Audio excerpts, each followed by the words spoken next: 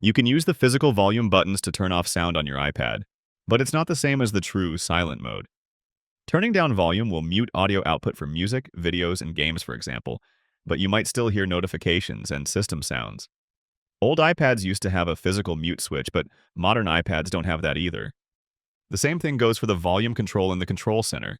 You can turn the volume all the way down, but it's still not the same as the true silent mode.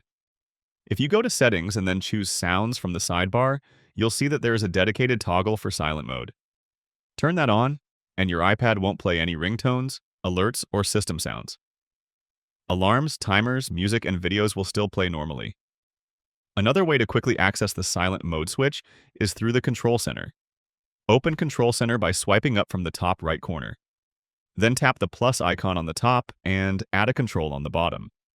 Here you can add new controls to your Control Center. If you scroll down to Sounds, you'll see a dedicated button for silent mode. Tap that and it'll get added to your Control Center. Now I can quickly toggle silent mode on or off through my Control Center.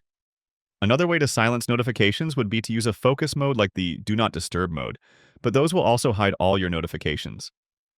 Silent mode will show notifications normally and simply silence the sounds. Hit that like button if this helped you and subscribe for more easy guides like this.